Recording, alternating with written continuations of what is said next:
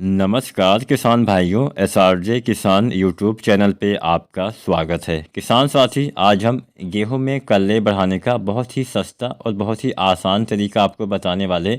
अगर आप यह तरीका अपनाते हैं तो आप भी गेहूं में अच्छे और ज़्यादा कल्ले ले पाएंगे। तो चलिए ज़्यादा समय नहीं लेते हैं, वीडियो स्टार्ट करते हैं। अब कई बार हम बुआई के समय उचित मात्रा में डीएपी खाद नहीं डाल पाते हैं, जिससे क्या होता है कि फास्फोरस की उतना अच्छे से पूर्ति नहीं हो पाती है। या फिर कई बार हम डीएपी खाद के साथ जिंक वगैरह मिला के डाल देते हैं, जिससे भी क्या होता है कि फास्फोरस के साथ साथ आपका जिंक तत्व भी खराब हो जाता है। तो ऐसी कुछ गलती आपने की हो या फिर आपके पौधे में सही से फास्फोरस आपके पौधे को नहीं मिला हो, तो ऐसी कंडीशन में हमें फास्फोरस वाले तत्व की पूर्ति करनी पड़ती है। तो यहाँ पे एक ऐसा तरीका बताएंगे जिससे बहुत ही कम लागत में आप फास्फोरस की पूर्ति भी कर पाएंगे और पौधे में जड़ों के विकास के साथ साथ कल्ले का फुटाव, कल्ले का विकास भी अच्छे से होगा। आपको पता होगा, जब पौधे में जड़ों का विकास अच्छे से होता है तो उसके बाद ही कल्ले का फुटाव अच्छे से होता है। तो अच्छे जड़ विकास के लिए यह तरीका आप अपना सकते हैं। अगर आपके पौधे में उचित मात्रा में फास्फोरस आपके पौधे ना ले पा रहे हो या फिर मिट्टी में आपने कम मात्रा में डीएपी वगैरह खादों का इस्तेमाल किया है, तो यहाँ पे इस तरीके में आपको 2-3 चीज़ें इस्तेमाल करना है। पहला चीज़ तो आपको लेना है डीएपी, यही दानेदार डीएपी आपको लेना है। इसका आपको मिट्टी में इस्तेमाल नहीं करना है, इसका आपको छिड़काव विधि से स्प्रे करना है।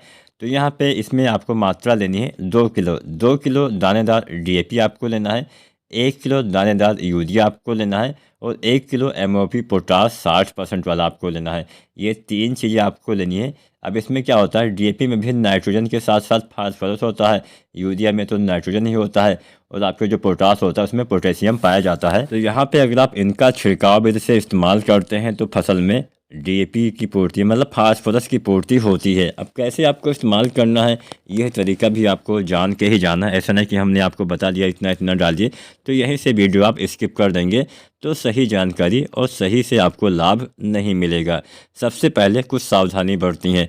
डीएपी जो होता है वो घुलने में थोड़ा लंबा समय लेता है, तो डीएपी को आपको 1 या 2 दिन पहले, यानी जब आप छिड़काव करना चाहें उससे 1-2 दिन पहले डीएपी को घोल लीजिए। इसके बाद में जब आप छिड़काव करना चाहें उसी दिन आपको यूरिया और जो पोटास है इसको घोलना है। यूरिया पोटास बहुत जल्दी पानी में घुल जाते हैं। तो यहाँ पे बस एक ध्यान आपको ये भी रखना है कि ये तीनों चीज़ें अलग अलग बर्तनों में आपको घोलना चाहिए, एक साथ नहीं घोलना है। तो अलग अलग घोल बना के आप इसका एक टंकी में डाल के प्रयोग कर सकते हैं। अब जानते हैं प्रयोग करने का सही समय क्या है, कब हमें इसका छिड़काव अपने पौधे में करना चाहिए। बहुत ही सस्ता तरीका है, आप भी ये तरीका अपना सकते हैं। तो यहाँ पे किसान साथियों, आपको इसका छिड़काव करना है। पहली बार मान लीजिए आपने अभी पहला पानी नहीं लगाया हुआ है, तो भी आप पहली बार इसका छिड़काव मतलब पहला पानी लगाने से पहले भी इसका छिड़काव कर सकते हैं और सिंचाई के बाद भी इसका छिड़काव किया जा सकता है। समय अगर हम जाने तो मान के चलिए 20 दिन से लेके और 40 दिन तक इसका इस्तेमाल आप गेहूं में करेंगे तो सबसे ज़्यादा लाभ मिलेगा। ऐसे किसान साथी जिन्होंने डीएपी की कम मात्रा उपयोग में अपने मतलब गेहूं में कम मात्रा डाली है, तो ऐसे किसान साथी 2 बार भी इस्तेमाल कर सकते हैं। एक मात्रा सिंचाई से पहले और एक मात्रा मतलब एक बार सिंचाई के बाद आपको इस्तेमाल करना है, जिससे आपके पौधे में जो है फास्फोरस के साथ साथ कुछ मात्रा में नाइट्रोजन और पोटेशियम की भी पूर्ति होगी, जिससे फसल में अच्छी ग्रोथ, अच्छी बढ़वार, अच्छे कल्ले, अच्छा फुटाव आपको देखने को मिलेगा। किसान साथी, आप चाहें तो इसके साथ एक जिंक आती है 12% वाली, जो चिलेटेड जिंक होती है, इडिटिया जिंक होती है, इसका इस्तेमाल करिए। इसके इस्तेमाल से थोड़ा बहुत जिंक की पूर्ति जब साथ में हो जाती है तो पौधे में चमक आती है, पौधे में अच्छे से भोजन बनता है और फसल का विकास और तेज़ी से होता है। लेकिन यहाँ पे जिंक को भी आपको अलग से घोलना है। जिंक आप डीएपी के साथ ये 12% वाला मिला तो सकते हैं, लेकिन लंबे समय तक मिला के रख नहीं सकते हैं।